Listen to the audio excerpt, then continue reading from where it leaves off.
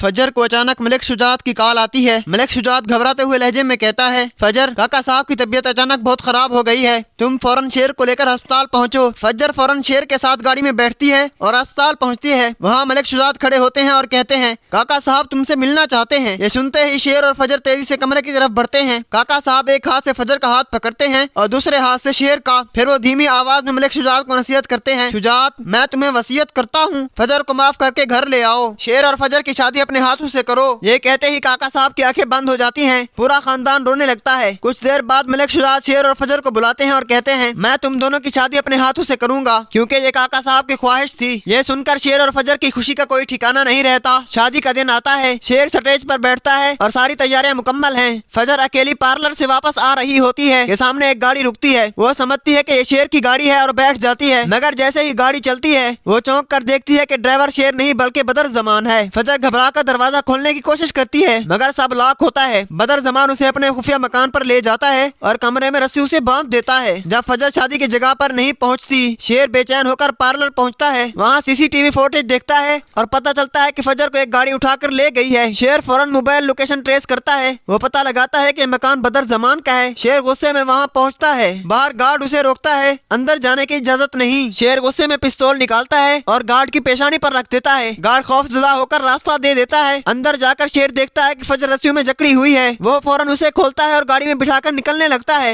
मगर बाहर गेट पर बदर जमान और उसके आदमी खड़े होते हैं। उसी वक्त पीछे से मलिक शुजात अपने गार्ड के साथ पहुंच जाते हैं। वो हुक्म देते हैं, इन सबको गाड़ी में डालो। यूं बदर जमान और उसके आदमी पकड़े जाते हैं। मलिक शुजात शेर और फजर को शादी की जगह ले आते हैं। मौलवी साहब भी पहुंच जाते हैं। वहाँ सबके सामने शेर और फजर का निकाह हो जाता है। पूरा मजमा हैरान रह जाता है, मगर शेर और फजर बहुत खुश होते हैं। उसके बाद शेर सबके सामने ऐलान करता है, बदर जमान और उसका बेटा जेल में जाएंगे। ये सुनते ही बदर जमान डर के मारे शेर के कदमों में गिर जाता है, मुझे माफ कर दो, मुझसे गलती हो गई। लेकिन शेर सबके सामने उसका असल चेहरा बेनकाब कर देता है। इसी बदर जमान ने मेरे वालिद का ट्रक कत्ल करवाया, फजर को अगवा किया और इसका बेटा फहद मेरी बहन को ब्लैकमेल करता रहा। यह सुनते ही सब लोग गुस्से से आग बगोला हो जाते हैं। शेर फौरन पुलिस को कॉल करता है। पुलिस आती है और बदर जमान और उसके बेटे फहद को हथकड़ी लगाकर ले जाती है। उसके बाद मलिक शुजात एक डॉक्टर के साथ रिश्ता जोड़ लेते हैं। ताज बीबी भी बहुत खुश हो जाती है। शेर अपनी दोनों बहनों की शादियां कर देता है और वो भी खुशहाल जिंदगी गुजारने लगती हैं। कुछ अरसे बाद शेर और फजर के घर बेटे की पैदाइश होती है। यह खुशी पूरे खानदान में रोशनी भर देती है। मलिक शुजात का घर और शेर का घर एक हो जाते हैं। सारी पुरानी दुश्मनियां खत्म हो जाती हैं। सब मिलकर हंसी खुशी जिंदगी गुजारने लगते हैं।